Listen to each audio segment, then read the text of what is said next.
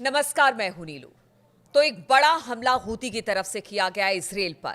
कहां कहां ये हमले हुए हैं, क्योंकि देखिए जिस तरह से हूती या फिर हमास की बात की जाए या फिर हिजबुल्लाह की बात की जाए, इजराइल हमेशा से इनके टारगेट पर रहा है। अभी ईरान के साथ तो सीज फायर है, लेकिन हूती के हमले लगातार इजराइल झेल रहा है। अब ये हमले कहां पर हुए हैं, कितने बड़े हमले हैं, किस तरह का नुकसान हुआ है, बातचीत करने के लिए मयंक मेरे साथ है। मयंक, हूती का हमला इजराइल पर, कहाँ कहाँ ये हमला हुआ है, कितना नुकसान है और किस तरह से किन किन जगह को मतलब किन किन ठिकानों को निशाना बनाया गया देखिए हूती की ये तरफ से। हमला जो है कल रात का है। अक्सर हम जब बात करते हैं हूती के हमले की तो कई बार दर्शक ये सवाल पूछते हैं कि ये कब का हमला है, आप डेट बताइए। ये हमला बीती रात को किया गया है, अब से चंद घंटे पहले। और जो बात निकल के सामने आई, देखिए रात के समय ट्यूसडे नाइट को जो है अचानक इजराइल में सायरन बजने लगे कई इलाकों में।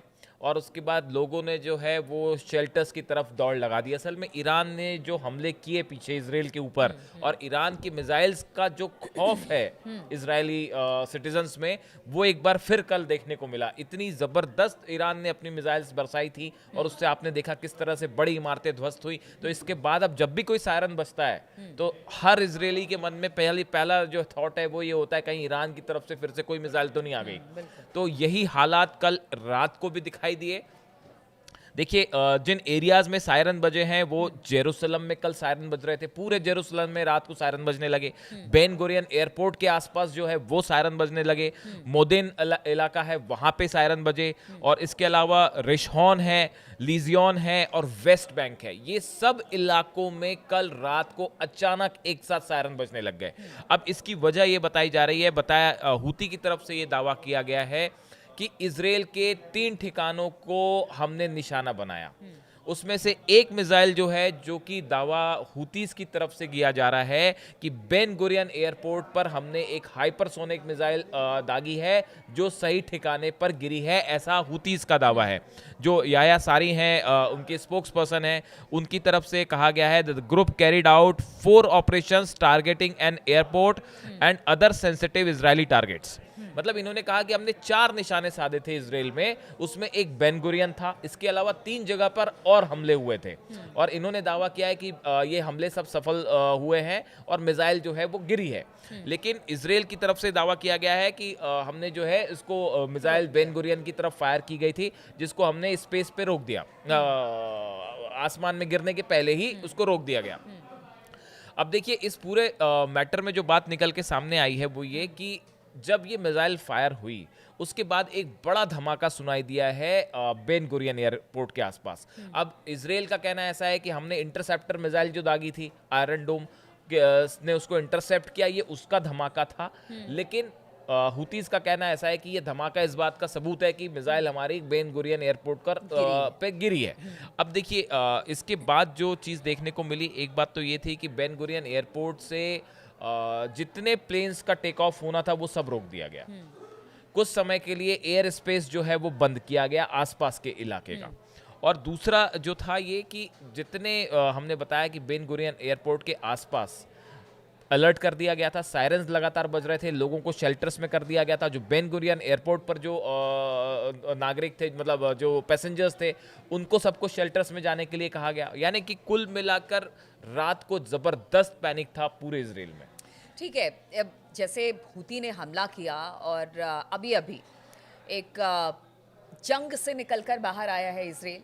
जैसे ईरान और इजराइल के बीच में जितने दिन भी बहुत नुकसान हुआ है, चाहे वो इजराइल की बात हो या फिर ईरान की बात हो, तो क्या जो हूती है, हमास है या फिर हिजबुल्लाह है, अभी भी एक बड़ी चुनौती इजराइल के लिए बना हुआ है? हालांकि अमेरिका कह रहा है बातचीत उनसे हो रही है ताकि उस पूरे एरिया में स्थिति को दुरुस्त किया जाए, शांति बनाई जा सके, लेकिन लग रहा है ऐसा कुछ। हूतीज का कहना ऐसा है कि जब तक गजा में इजराइल का ऑपरेशन जारी रहेगा, जब तक फिलिस्तीनियों को मारा जाता रहेगा, तब तक हमारा अटैक इजराइल के ऊपर जारी रहेगा।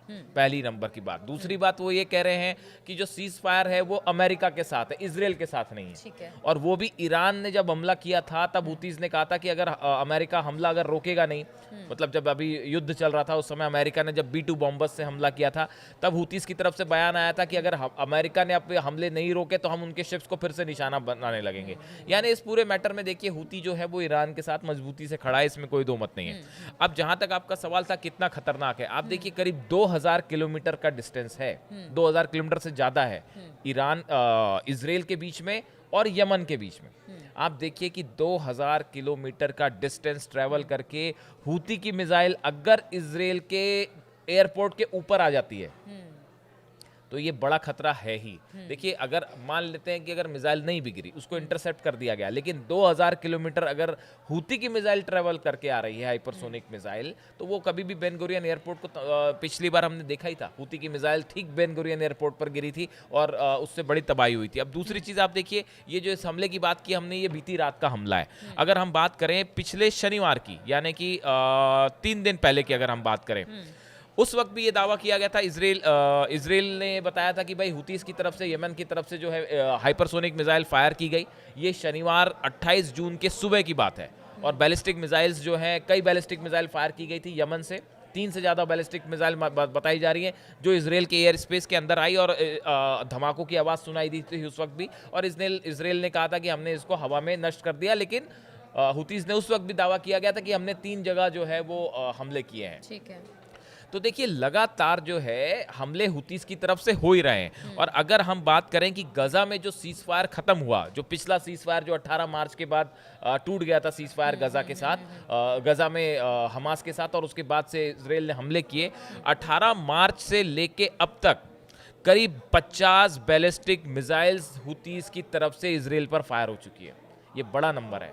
50 बैलिस्टिक मिसाइल, अगर हाइपरसोनिक मिसाइल अगर हूती की तरफ से मार्च से लेके अब तक फायर हो गई हैं पिछले 3-3.5 महीने के अंदर, तो ये अपने आप में एक बड़ा नंबर है। और देखिए मिसाइल, इजराइल जो है वो अपना आयरन डोम सिस्टम को मजबूत करने में जुटा हुआ है। जैसे कि खबरें आ रही हैं कि अमेरिका ने काफी सारी इंटरसेप्टर मिसाइल भेजी कुल है। मिलाकर ये कहे कि देखिए गजा के हालात अभी भी बहुत खराब है और वहां पर ये भी कहा जा रहा है कि अमेरिका ने जो इस वक्त वहाँ पर खाना पहुँचाने की या रसद पहुँचाने की बात की है, या जिस तरह से वहाँ पर बेसिक एमिनिटीज़ पहुँचाने की बात हो रही है, उसको लेकर भी कहा जा रहा है कि बहुत सारे ऐसे संगठन है दुनिया भर के जो उस पर आपत्ति जता रहे हैं कि वहाँ पर एकाएक भीड़ जुटती है। फिर पीछे हमने देखा था किस तरह से गोलीबार। तो ये सवाल भी है, यानी जब तक गजा की हालत नहीं सुधरेगी या फिर गजा बेहतर, तब तक देखिए ये बड़े हैरान करने वाली बात है कि आप गजा में हाल देखिए, छोटे छोटे बच्चे जो है वो लाइन में लगे हुए हैं खाने की, महिलाएं लाइन में लगी हुई है खाने की, और उनके ऊपर फायरिंग हो जा रही है। इससे शर्मनाक स्थिति तो वाकई कुछ नहीं हो सकती। और इंटरनेशनल जितने ऑर्गेनाइजेशंस हैं उनको तुरंत इस पर कार्रवाई करनी चाहिए। ये श्योर करना चाहिए भाई, आखिर इंटरनेशनल जितनी संस्थाएं हैं उनका काम ही यही है। और गजा में जो हो रहा है, अगर कोई शेल्टर्स में लोग लगे हुए हैं खाने की लाइन पे और उन पे फायरिंग हो जाती है, उन पे हमले हो जाते हैं और 100 और 50 लोग मारे जाते हैं, जिसमें छोटे छोटे मासूम बच्चे मारे जा रहे हैं, ये तो बहुत ही मतलब हैरान करने वाली स्थिति है। और आप देखिए, और इसको आप इस तरह से जस्टिफाई नहीं कर सकते मयंक कि देखिए वहां पर हमास है, उनके लड़ाके हैं, बहुत सारी ऐसी बातें की जाती है। जब भी हमला हुआ हमने देखा है कि जो मासूम है उनकी मौत होती है। लोग कहते हैं कि देखिए जिस तरह से हमास ने इजराइल पर हमला किया, उसकी निंदा भी चौतरफा हुई, फिर इजराइल अब तक जो कर रहा है उसकी भी निंदा हो रही है। यानी इसको किसी हम एक कम्युनिटी से जोड़कर या एक तबके से जोड़कर नहीं देखे, ये एक तरह से मानवता की हत्या है, उससे जोड़कर देखा जा सकता है। अब देखिए अभी गजा में अब ट्रंप का एक नया प्लान सामने आया है, बताया जा रहा है कि जल्दी सीज फायर को लेके बात होगी। लेकिन ये सीज फायर भी मतलब बात होगी नहीं होगी, हॉस्टेजेस रिलीज होंगे नहीं होंगे, ये बहुत सारे सवाल हैं। लेकिन इसके बीच में जो आप कह रहे हो कि जो मासूम बच्चे हैं गजा के, जो महिलाएं हैं, जो इनोसेंट नागरिक है, जो फिलिस्तीनी है, जिनका हमास से कोई लेना देना नहीं है, वो तो जरूर पिस रहे हैं इसमें। अब देखिए एक जहां तक ये हूती वाली जो बात थी, इनके खौफ वाली जो बात है, देखिए माइक हगबी हैं, ये यूएस प्रेसिडेंट जो डोनाल्ड ट्रंप है इनके एम्बेसडर हैं इजराइल में।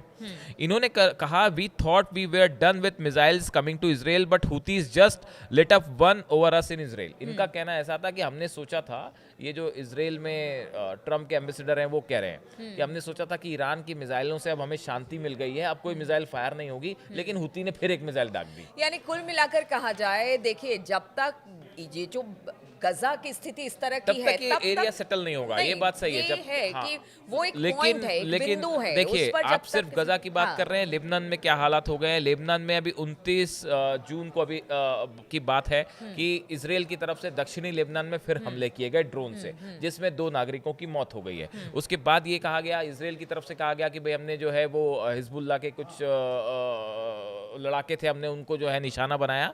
लेकिन जो नई कासिम जो है चीफ है हिजबुल्लाह के, उनकी तरफ से कहा गया कि देखिए हमने कोई सीज फायर का उल्लंघन नहीं किया और सीज फायर के हमले इसराइल की तरफ से का उल्लंघन इसराइल कर रहा है और इसका हम करारा जवाब देंगे। और उन्होंने ये भी कहा कि हम किसी के दबाव में नहीं आएंगे और आप ये भी ना भूलें कि पिछली बार हमारी मिसाइल नेतन्याहू के घर तक चली गई थी। ये हिजबुल्लाह कह रहा है।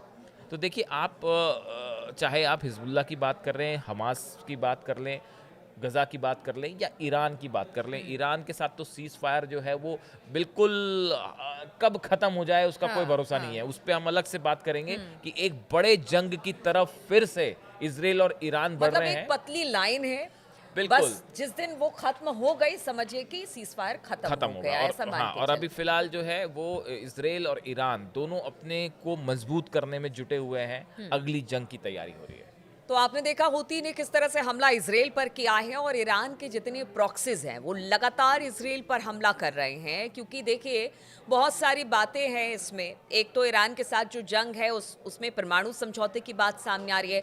गजा में जो कंडीशन है उसको लेकर हूती या फिर हमास या फिर हिजबुल्लाह वो लगातार ये कह रहे हैं कि अगर गजा में स्थिति सुधरी नहीं तो फिर वो लगातार इसराइल पर हमले करते रहेंगे। ऐसे में ये शांति कब तक बहाल रहेगी, सबसे बड़ा सवाल यही है। इस पर लगातार हमारी नजर बनी रहेगी। आप बने रहिए हमारे साथ।